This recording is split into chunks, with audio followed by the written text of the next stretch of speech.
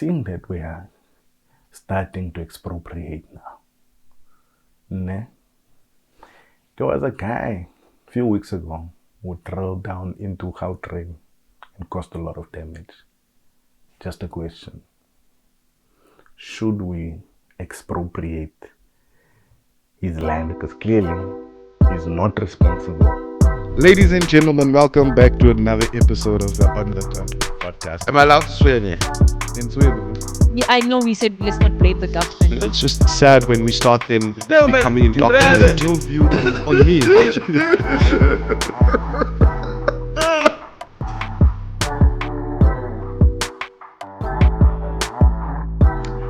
Hi guys, it's Emilio Tobias here. Welcome back to the On the Contrary podcast. Thank you for watching the last episode. Thank you for interacting, even though my mother got some strays in there. Yeah, people can come to you from the depths of their souls, and that's a lot. But thank you for watching. For those who liked, thank you. For those who liked, today is quite interesting. Completely different topic. If you're here, that means maybe you liked the thumbnail or you've subscribed, all those things. Interesting. Gayton Mckenzie. Gayton Mckenzie is the Minister of Sports, Arts and Culture, and things have been changing drastically in the department, the way they're doing things. The thing that is in the news now is job adverts that have been going out that have been excluding or discouraging black males and females as well as white females. Been discouraging from applying for these positions, and Gayton Mckenzie cited that this is in the employment equity, and he sees nothing wrong with what he has done. So now obviously everyone from all different directions are arguing what is right, what is wrong about this thing, and people are even arguing differently about what is wrong. This one is saying this is wrong with it, that one is saying that is wrong with it. So that's an interesting debate, and then other people are saying there's nothing wrong with it. So there's a view that it's wrong for excluding black people, and that now Gayton is a sellout and thinks it's like colored people are better than black people. People believe that Gayton believes that, and he was a snake in the grass all along. That's what he wanted to do. But his claim is that the departments have a lot of black people, or are mostly black, and he cites the employment equity, which I tried to find what the exact percentages should be of what percentage of black people should work at a place, particularly government, the percentage of white people, percentage of colored people, and Indian people. But my guess is it's more or less what the population is. So now Gayton has felt that there are too many black people, and generally there are no other races. Quite interestingly, white men are preferred candidates, but white women, I think a lot of white women who work in government, I think a lot of the men might have left, but a lot of white women stayed behind, stayed behind. I remember Mandela had a white secretary, Zelda. Where's Zelda now in this life? I hope she's still alive, but I think she released a book recently. Mandela had a white secretary, and he got flack for that. So that gives me the impression that like there are way more white females still working in government or departments of sports, arts and culture than there are white men. So probably that's why white women are even left off, like, no, we have enough white women here, so it's cool, let's mix things up. But it's interesting because I think about there's argument about black people can't be racist and black people can be racist. There are those arguments, but let's put this in this perspective. I don't even think it's race. It's probably even more tribal, because you find like wherever you work, generally there's a dominant culture or or group, not even as far as race goes. Like someone mentioned to me the other day, like why are so many police Tsonga or Shangan? Like it's like a abnormally high number of Tsonga police, men and women. I don't know how true this is, but a friend of mine that noticed this, and it's like, yo, bro, I think you're kind of right, bro. And it's noticeable, bro, in your police station in Benoni, dog. Everyone there's Tsonga, bro. Explain, bro. Explain. So I think I've even found, like, when I went to film school, it's an artist school, there's graphic designers, there's animators, there's actors, all these things. Film school, creative art school. One thing you notice when you got there was that there were a lot of gay lecturers and a lot of gay admin, like the admin staff, like the staff of the varsity. And like in the beginning, you're like, yo, man, this is a high, no one has a problem, no one had a problem with it. I never had a problem with it. But you like, this is a high concentration of like gay staff, you know? Then months later, man, you meet like the MD or might be like the principal or the chancellor, vice chancellor of this film school. And then you realize that he is gay. So he was showing preference or prejudice by hiring such a high amount of gay people. Then again, creative industry already is like a very liberal space where people are more free and you are more likely to find openly gay people there. Not that you are more likely to find gay people, more likely to find openly gay people. So now, even in this instance, people by nature are tribal. So when the boss is Indian, for some reason, there's a lot of Indians coming through. Sometimes they know them, sometimes you wouldn't know these people. Like in call centers have like a weird racial structure where it's like colored people are given like the supervisor roles, never like management or really management. It's owned by white people, and because colored people are like preferred in that supervisory role, no higher, you find like a lot of the agents, like call centers, like a colored thing. Yes, there are black call center agents, but like I think there's a disproportionate amount of colored people who are call center agents, and it's just because like call center, what they call it, team leader. There's team leaders there. There's team leaders and supervisors, whatever, and generally those guys are colored. So what will happen is when the hiring and when calls for jobs go out, it goes on colored WhatsApps, bruh, or people share like those vacancies in private. My point is, people are tribal. So wherever this boss is gonna be, you're going to find more likely than not that there will be like patterns in their hiring. Even like if you have a closer boss, bruh, the amount of closer people on the team are gonna increase. If you have a Zulu boss, the number of Zulu people on the team are gonna increase over the years. So I think here's where another debate comes in about employment equity. Some people say, yo, why not just hire on merit? Stop this equity thing. But hiring on merit, which a lot of companies do, private companies don't, a lot of them don't intentionally try to have any form of equity.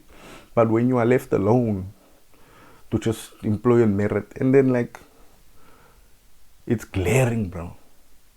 Then it's like glaring that there's only one thing there. So for now, for the time being, unlike DEI in America, which has a slightly different application because the racial demographics and dynamics are different. Yeah, let's do it. I think we need to do it for a few years until we've normalized somewhat. Then we can let go of these things. That's just my view. These things, these like redress policies and laws, I don't think the intention is for them to be there forever. After a couple of years, some people argue 30 years is enough, but clearly not. But after a couple of years, then they fall away because now employment levels, poverty levels have like normalized to a point where it is really like free and fair for all. Now, without a push to tell people, yo man, you can't only hire white people, you can't only hire colored people. Without that push, you're like, yo bruh, there's 80% population that are black people. Like, cool, it might be a stretch, let's have a buffer maybe. Let's say you need to employ so many black people, this percentage of black people with a buffer of like 5% up or down. If it's 20%, my man, you can't have 90% white people at a company, bro. Like, it's just weird, bruh. And then it's obvious, like the bias is obvious. So even though it's a race-based law, 100%, but we shouldn't call it a racist law. Because now, in the same vein,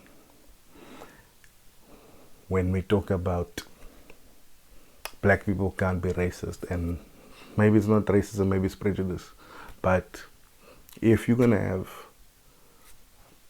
black ministers time and time again, and the hiring practices are gonna show to a point that even if other people do come in, bro, if you're the only one there, bruh, you're constantly gonna be offending people, not realizing like, oh, I didn't know that's disrespectful. Yo, sorry, man. Like, it'll be simple things. Like, in some cultures, it's rude to look at someone in the eye. Then in another culture, it's rude to not look someone in the eye. So imagine if those two people come across each other. Everyone's gonna think this man is disrespecting me intentionally. Who raised him? Who raised him? For example, a thing when I used to work was greeting. There'd be clashes because of greeting, and so it's rude to walk into a room and not greet people. I agree. So the clash came in when I walked into a room and people were speaking to each other. Me thinking I'm being polite by waiting for them to finish and greeting after. Meantime, I was disrespectful because I walk into a room, I must leave my moods at home. Then I'm like, yo, bro, you're still talking. As soon as you're done talking, then I'll greet everyone. I thought it would be rude to jump in and come in and say hello. So, but also a person who does do that and greets and interrupts people during conversation, they're not necessarily being rude, even though someone else could see it that way.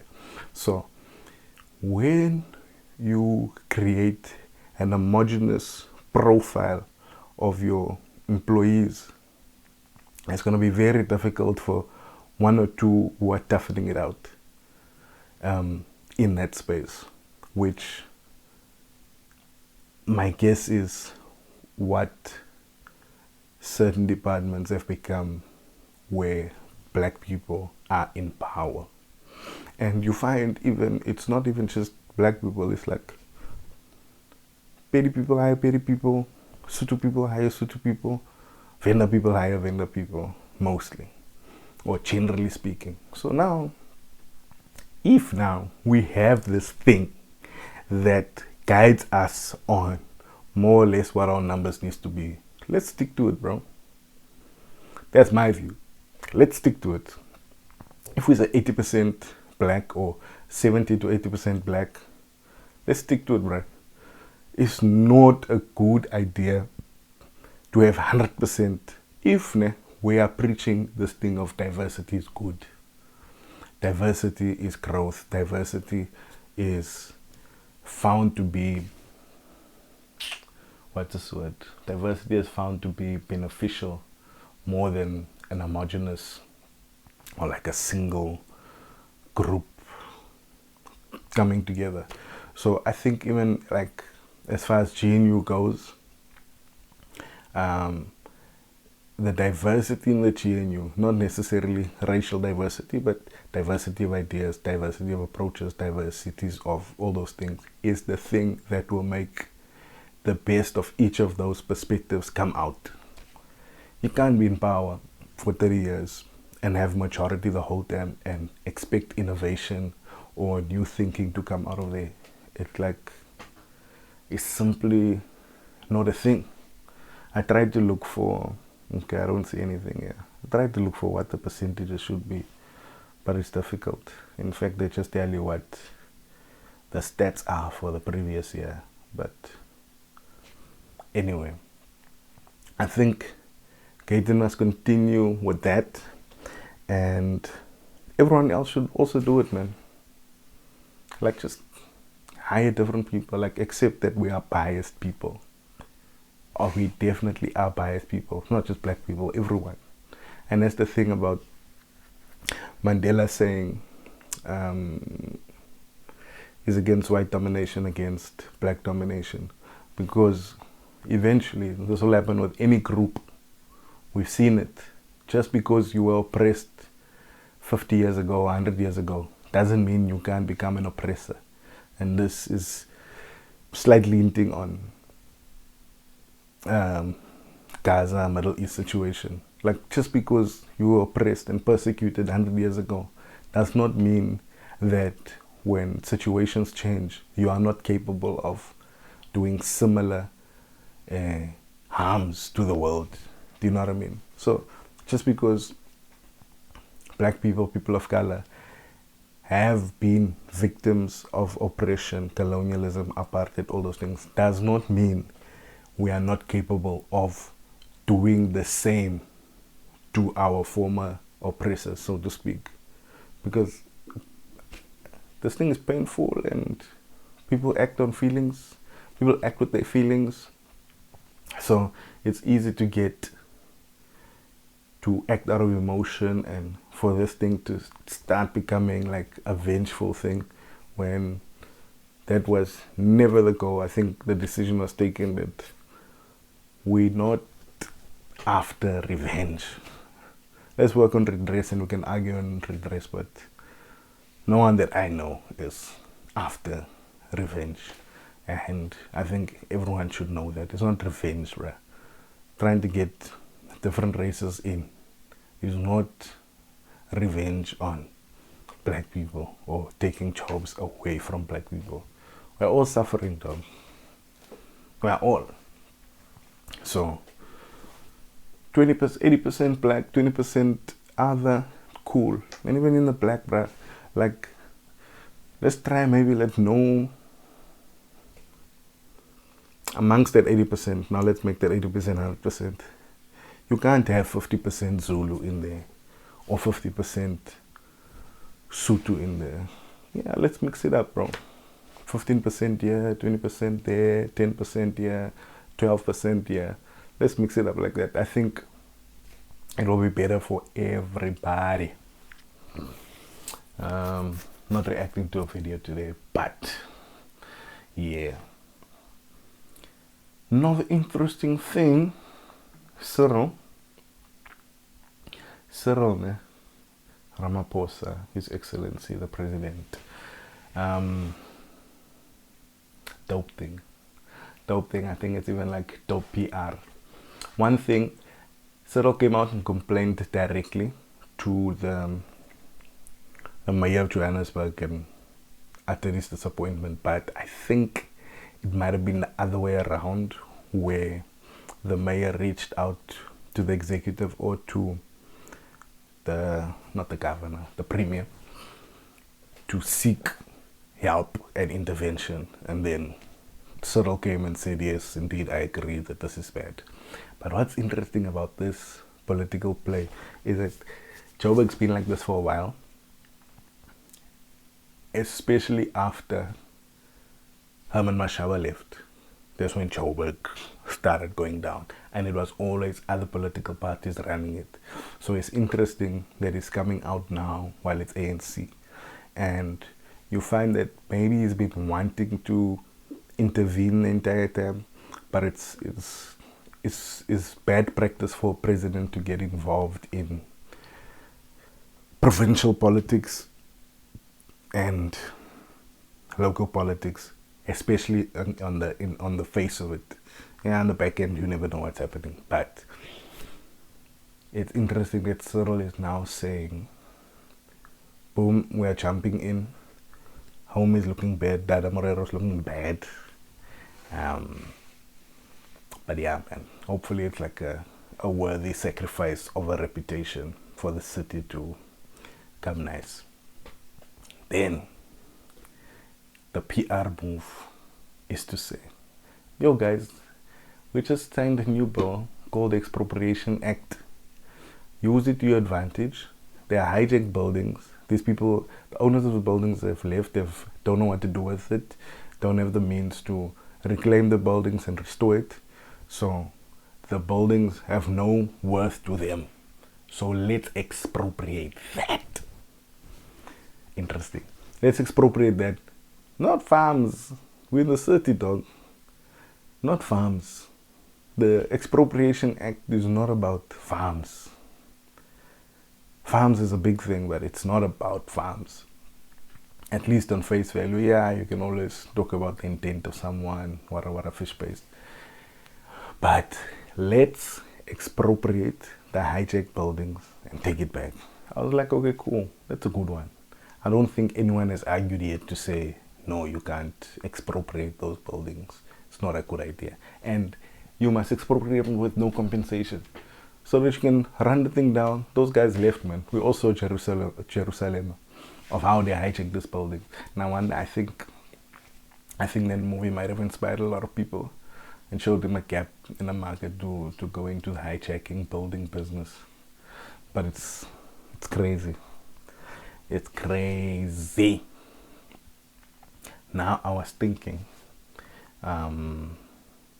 seeing that we are starting to expropriate now, ne?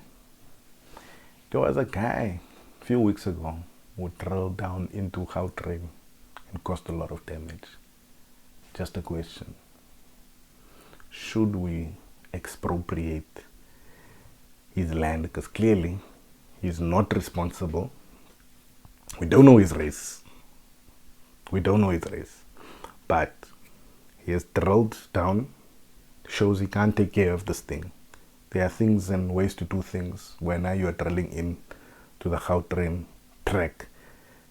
So we expropriate your building and we don't pay you. What we sell your building for, we will pay the repairs for Gautrain. That's just an idea. Maybe leave me in the comments. What should we start expropriating of it? What should we start expropriating before we get serious? Okay. Short one. For me, moving on. I think last topic for today. It's becoming more and more obvious that Elon Musk's issue with South Africa is the flop with Starlink. I think that's it. And number one, like, how dope is Starlink that we want it so badly? This thing is not gonna revolutionize anything. Rural areas, they probably won't be able to afford it anyway. There'll be farmers using Starlink for sure. I don't know how good the signal is out there, but they've been surviving. There's phone lines. I don't know, there's fiber going to farms. I don't know how the LTE is there, but sure. But you're not coming to revolutionize anything. You're not gonna come and make a crazy amount of money here, bruh. Let's install more MTN towers, bruh. Let's install more MTN towers. Like, Elon is such a, should we say, driven, or is a type of person, like people who know him say this, who, if you tell him he can't do something, it just makes him want to do it more.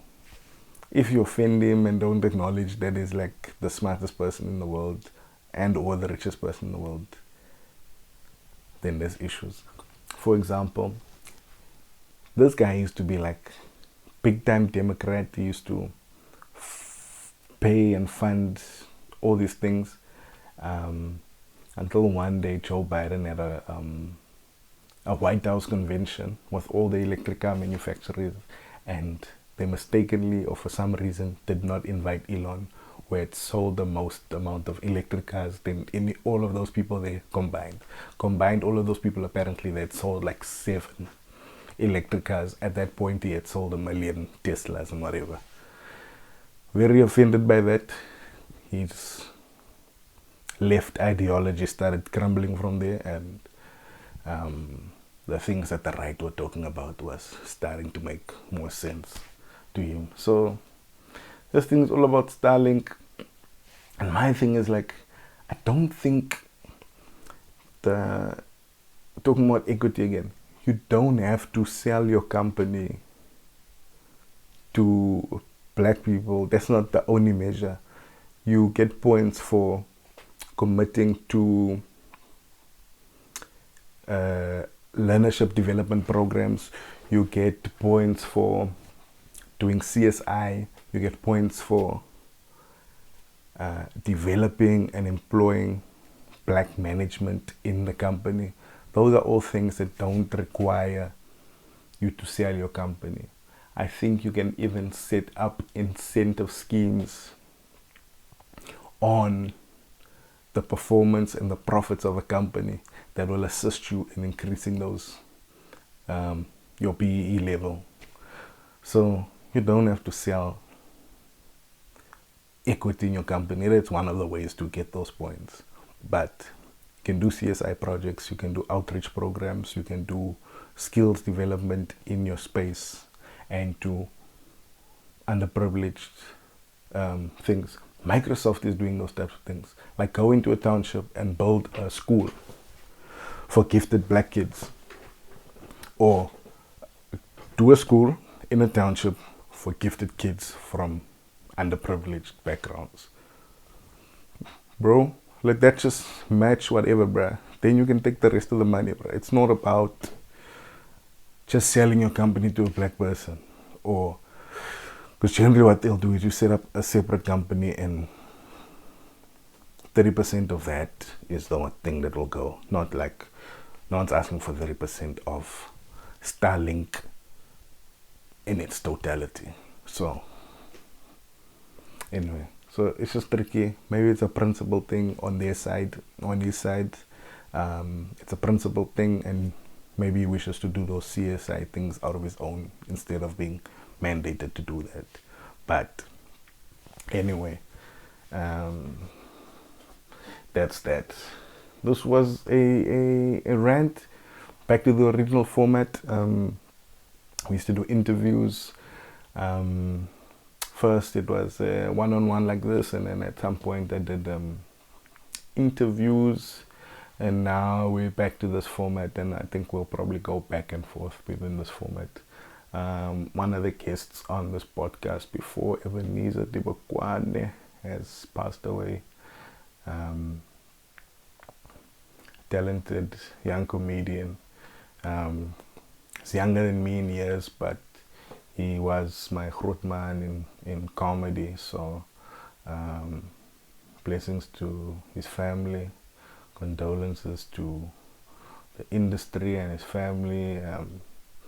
It's a tough week, so I think let me just drop I'll drop a clip from or a snippet from a previous episode with Ebenhazer Dibakwane. Thank you.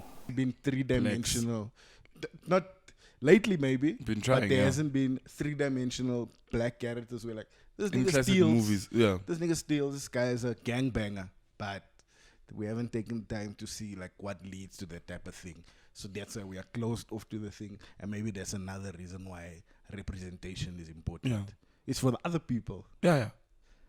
It's yes, that's it. I was even thinking now. I was trying to go through movies right now.